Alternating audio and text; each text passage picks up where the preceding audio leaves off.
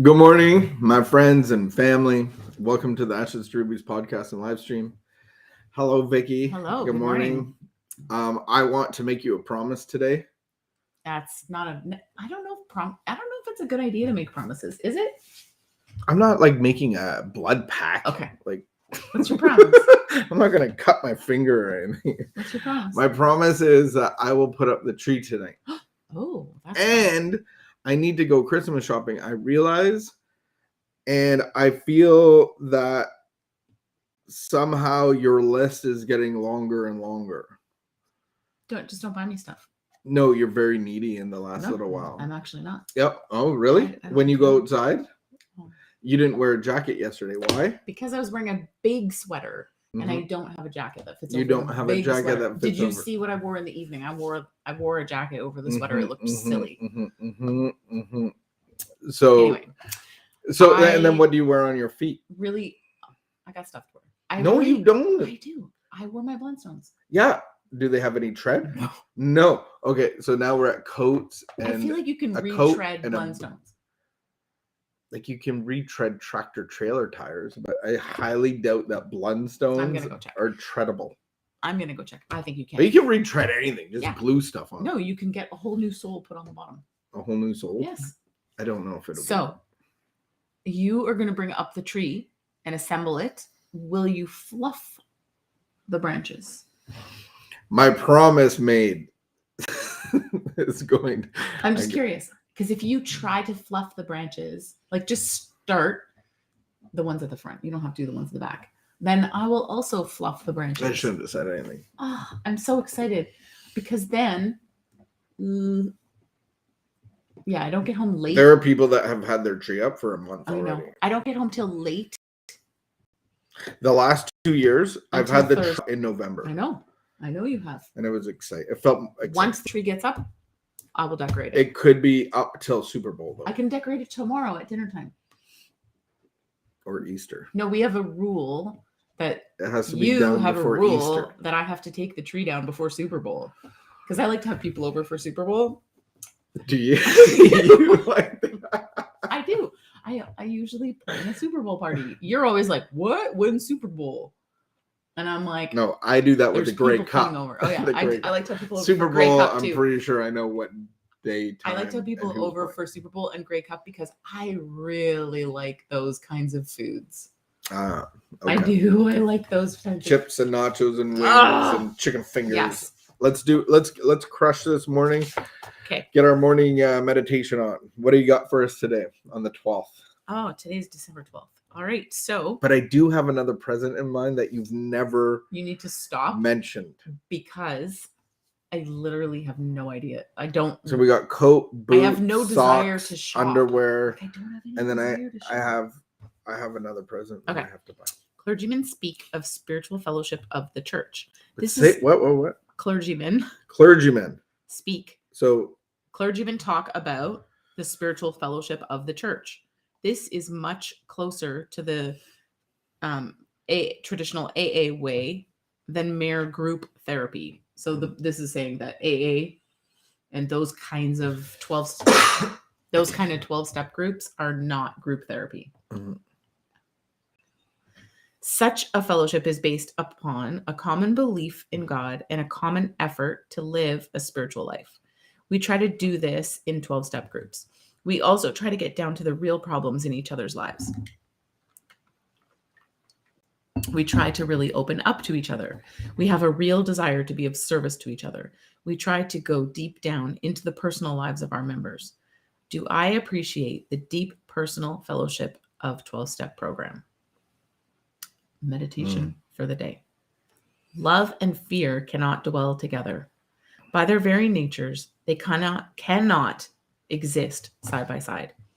Fear is a very strong force, and therefore a weak and vacillating love can soon be routed by fear. But a strong love, a love that trusts in God, is sure eventually to conquer fear. The only sure way to dispel fear is to have the love of God more and more in your heart and soul. Do you have a thought about the thought? Do you have a thought about the thought? The thought for the day. I do. And my initial reaction was like, I understand the clergy and the spiritual concept of fellowship, that we come together as lost sheep and we are found under the new shepherd, the Father, through a relationship with Jesus. And we understand the church context of fellowship. Mhm. And it isn't therapy, but it's people coming together to be healed and restored. And then you get into and it says about Alcoholics Anonymous. And I think that's where so many people are struggling, because a lot of these fellowships don't have God as we understand him. At the end, I was like, you can take the church biblical God and have that understanding, and that's why some of us are more comfortable in a church setting, or even LifeLab. It's more about the biblical understanding of a relationship with God that we can have. And then it was beautiful in the meditation that they talk about love and fear, because the big book isn't saying make up a God. Here's a concept of God as you understand him, as employer, father, director, and principle. And those are the concepts of God that we can understand, and know that our enemy is fear and the solution is love. We can't manufacture love, we have to get it from somewhere. Just like fear, we're born into fear, we're born into, the foundation is born onto fear, and we have the cast of care. We're being driven by fear. And so now our fellowship is saying, and what we have in common is that we have a God of love that casts out all fear. And so then the process of recovery is being able to lead people, or being led into that relationship where God's love can actually fill me and cast out all fear. And then that's the process of the continual recovery of the God of love actually resides within us. The temple of God is within us. And then we nurture and cultivate that. Yeah. So I see the commonalities where we can have the commonality of a God of love, a God of understanding, a God of reconciliation, a God of restoration, a God of that's going to provide, lead, direct, guide, protect, all of those things, nurture, comfort, all of those things. Is that what we're agreeing in the fellowship that we're in? Is that who God is to us? What's the commonalities of a God of our understanding? So in order to have in order to like have fellowship, have the same experience, we have to have the same understanding of God. So is there room there for growth then? Like, is there room for people to come in without that understanding? I've heard people of having their higher power as women. I've heard people have higher powers of, whatever. Like there's so many myriads of that. But is that going to save you when you walk out the door and you're thinking about going to the bar? What I'm saying is, like, the whole thing is that when people arrive, they actually don't have a higher power. They Correct. don't have a solution. Yeah. So if we need to have the same solution in order to like have a deep experience, like, we have to get there somehow. Mm-hmm. And so I just the think 12 steps brings us into that. Yeah. So the 12 step brings us into the relationship. And so I think that's the part where it's like, if I recognize that I'm out of control, and I recognize that I don't have a solution, and then maybe there's a lot of the thing that I need to be willing to do is to engage in the 12-step process. Mm-hmm, mm-hmm. And then really look at, the problem is my self-will, my selfishness, and my self-centeredness. And only God can take that away. Only God can be a solution. Mm.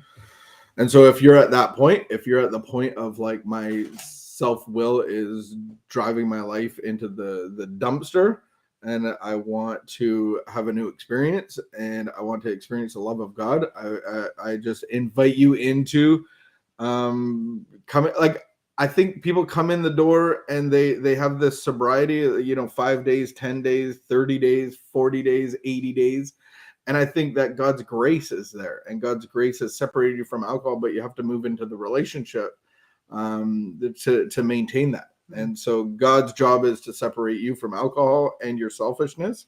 And so I invite you into that journey. If you want more information, just message, and we have a myriad of people that can lead you into finding a solution that will solve all of your problems. All right. So prayer for the day. I pray that love will drive out the fear in my life. And I pray that my fear will flee before the power of the love of God. Woo! I pray that your fear will flee before the power That's beautiful. of the love of God. Beautiful prayer. Amen. We will see you tomorrow. Keep the peace. Be of good behavior. Anything else you want to add? No.